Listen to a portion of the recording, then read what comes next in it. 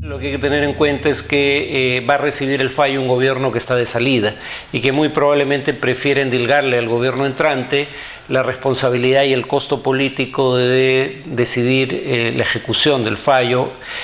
Por ende, yo no esperaría una ejecución inmediata. Eso no quiere decir, sin embargo, que el fallo eventualmente no se ejecute. No hay un fallo en materia limítrofe, en otros temas sí los hay, pero no hay un fallo en materia limítrofe de la Corte que no se haya implementado tarde o temprano. Lamentablemente suele ser más tarde que temprano. Aunque, reitero, en principio los fallos son de ejecución inmediata, en la práctica no solo hay maniobras dilatorias de los estados que tienen que cambiar su conducta y en muchos casos sus fronteras, sino que además a veces hay dilaciones por razones, digamos, atendibles, como que el fallo podría implicar que las partes cambien, suele implicar de hecho que las partes cambien su legislación interna, por ejemplo las líneas de base que le permiten a cada país establecer cuál es su reivindicación de un espacio marítimo propio. ¿A qué instancias puede apelar el país que cree que está siendo víctima de un incumplimiento por parte de el otro Estado?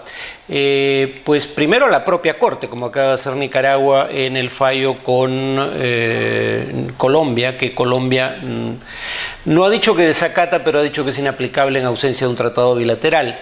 Y la Corte puede eventualmente remitir el tema, aunque no creo que con tanta premura como es el caso, porque este fallo se ha dado recién hace unos meses, pero la Corte puede eventualmente conminar a las partes a cumplir el fallo y de no hacerlo en un plazo que la Corte considere prudencial y que puede ser relativamente prolongado según los antecedentes, el tema puede remitirse al Consejo de Seguridad de Naciones Unidas, que podría eventualmente, o al menos está facultado para aplicar sanciones a un país que decida desacatar un fallo de la Corte Internacional de Justicia. Por eso nadie dice jamás que lo desacata.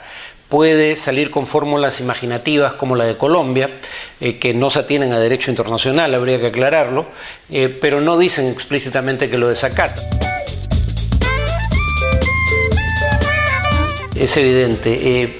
Yo creo que en Chile quedó claro que su caso no era tan sólido como pensaban cuando se emitió el fallo en la controversia entre Colombia y Nicaragua, porque había ciertas similitudes entre la posición chilena y la colombiana y a su vez similitudes entre la posición nicaragüense y la peruana. Por ejemplo, por solo citar un caso, era también un tema en el cual una de las partes decía que ya había un tratado de límites, que había que entender que un acuerdo previo, un tratado previo era un tratado de límites y que a su vez había una práctica respetada por ambas partes que consagraba ese límite, y Nicaragua alegaba que no era así.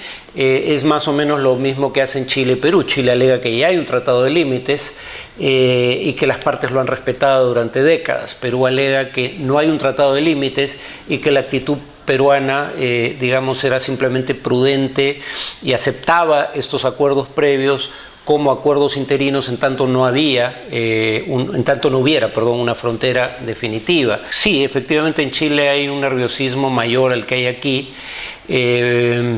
y por eso declaraciones como estas. Hay que tener en cuenta que no son declaraciones de cualquier jefe militar chileno, es el jefe del Comando Conjunto de las Fuerzas Armadas que da esta declaración inmediatamente después de una reunión privada con el presidente del país, sin que el gobierno, digamos, aclare lo dicho por el jefe del Comando Conjunto.